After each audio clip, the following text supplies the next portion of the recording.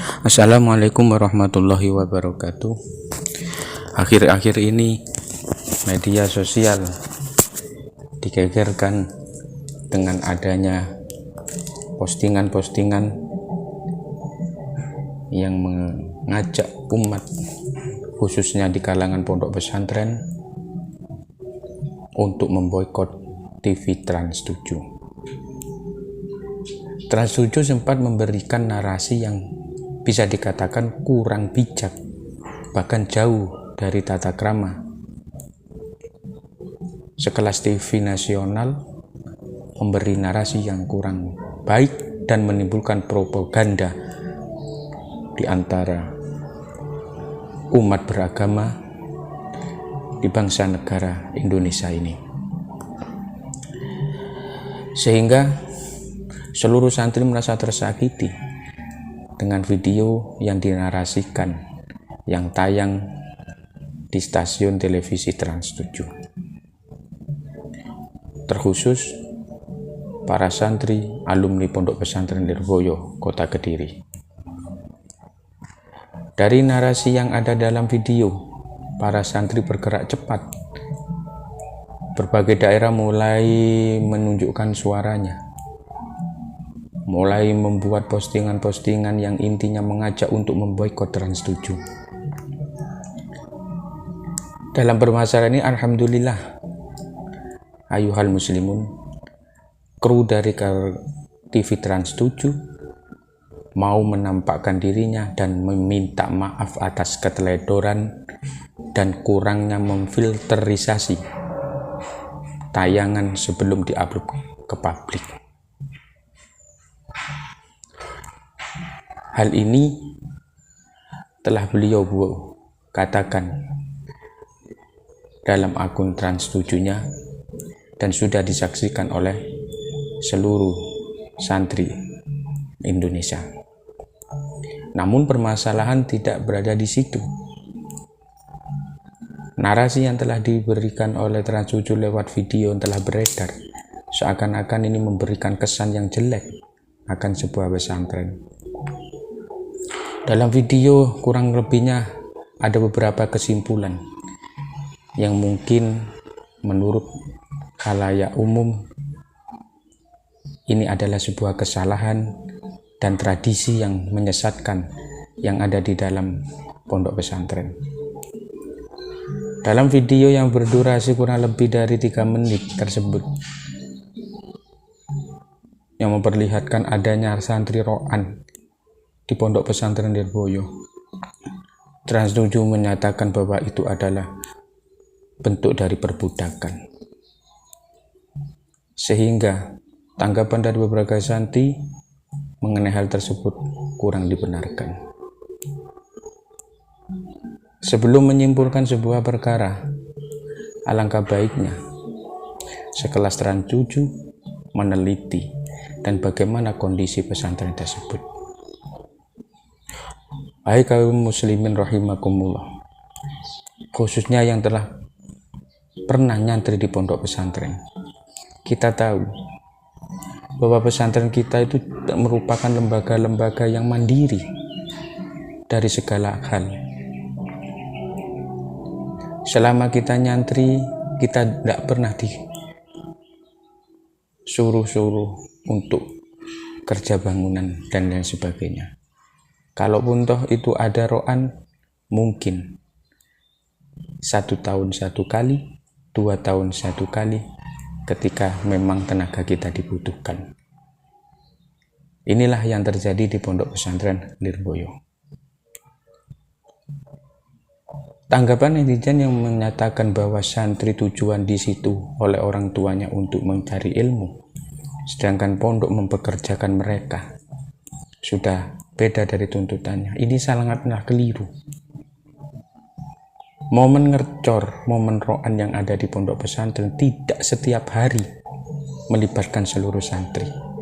Hanya pekerjaan-pekerjaan yang membutuhkan tenaga banyak, yang di situ melibatkan seluruh santri dengan tujuan supaya efisien waktu.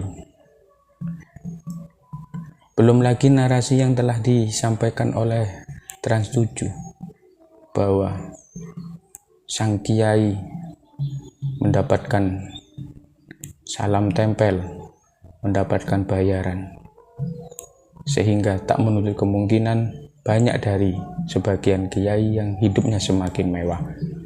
Bahkan Trans 7 sampai mengulik masalah sarung BHS yang dikenakan oleh seorang kiai yang harganya dari 400 hingga 12 juta. Untuk mensikapi masalah ini, baik, kami jelaskan selaku kami pernah menjadi santri dari sebuah pondok pesantren. Kiai kami tidak pernah, bahkan kiai-kiai seluruh pondok pesantren tidak pernah meminta sepeser pun kepada santri, tidak pernah meminta kepada wali murid atau wali santri. Santri dituntut untuk belajar dan diberi administrasi, itu pun untuk santri sendiri. Membayar uang gedung, membayar uang makan, yang kembalinya kepada santri tersebut.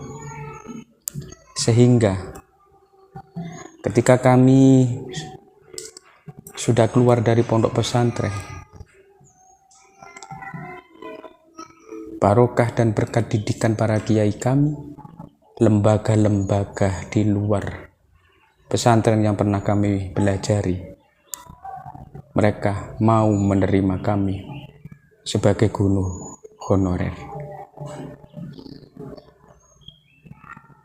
Dari pesantren yang kami belajarlah kami bisa menjadi guru di lembaga-lembaga lain, mulai dari guru TPQ, guru Madin, bahkan guru honorer, yang pastinya setiap bulan kami mendapatkan gaji walaupun tidak seberapa. Rasa terima kasih kami kepada kiai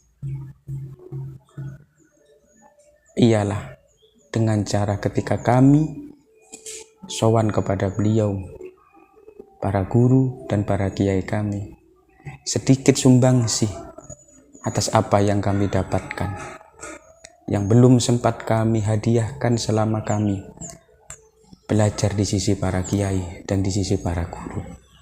Apakah ini yang dinamakan pemerasan? Apakah ini yang oleh Trans 7 dinamakan dengan bisnis seorang kiai? Justru tidak.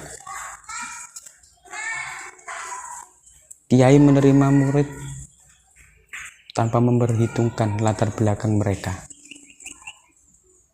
baik dari kalangan orang bawah, baik dari kalangan orang atas, semua dianggap sama. Akan tetapi orang tua sadar diri, orang tua kami sadar diri ketika anak didiknya yang ada di pondok pesantren mulai mengalami perubahan dari segi akhlak. Orang tua mulai sadar apa yang harus saya kontribusikan kepada pondok pesantren. Sehingga tak heran ketika pondok pesantren menyatakan adanya sebuah bangunan untuk asrama santri, seluruh wali santri tidak merasa berat menyumbangkan 50.000, satu kantong semen, satu truk pasir. Mereka tidak berat menyumbangkan semua itu, karena mereka berpikir selama anak didiknya, selama anaknya ada di pesantren, mereka tidak pernah memberi apa kepada para kiai, kepada para guru. Contoh kecil kami yang ada di pondok pesantren pada waktu itu hingga tamat, hingga keluar dan berjuang di lembaga-lembaga, diterima di lembaga-lembaga lain seperti lembaga TPQ, lembaga Madin, dan menjadi guru honorer di sebuah lembaga lain. Ilmu yang kami dapat tak lain adalah ilmu yang pernah diajarkan oleh guru dan kiai kami. Masihkah sumbangsi yang sedikit yang kami berikan kepada kiai ini dihujat dengan nama bisnis para kiai kami? Tentunya tidak. Dan kata-kata inilah yang sangat menyakitkan para santri seluruh Indonesia, khususnya santri alumni Pondok Pesantren Lirboyo. Ayuhal hadirun rahimakumullah. Kiai dalam mendidik santri 24 jam selalu mengawasi dari pagi sampai sore. Mereka ikhlas tanpa ada bayaran apapun, tanpa ada gajian bulanan, juga tanpa ada tunjangan tahunan. Kami merasakan hal itu. Menjadi santri kami belum sempat sumbangsi kepada kehidupan para guru dan kiai kami. Karena selama kami nyantri, uang saku yang kami dapatkan hanya cukup untuk hidup dalam 1 bulan dengan biaya penggunaan membeli sabun dan membeli kos makan secukupnya. Sehingga ketika kita keluar dari pondok pesantren yang kami cintai, kemudian kami kok berhasil dan ilmu kami dibutuhkan oleh lembaga-lembaga lain. Siapa yang berjasa dalam permasalahan ini kalau bukan guru dan kiai kami? Oleh sebab itu, jika seluruh santri Indonesia melalui narasi video yang telah ditampilkan dan telah ditayangkan oleh Trans 7 merasa tersakiti, ini sangatlah wajar. Oleh sebab itu, biarkan kami menyuarakan fakta dan realita santri yang sebenarnya. Semoga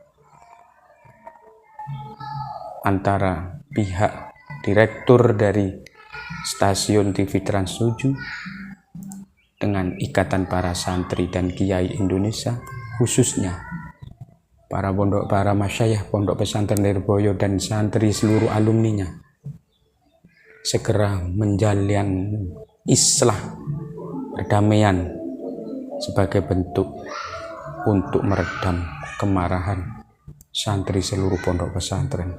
Assalamualaikum warahmatullahi wabarakatuh.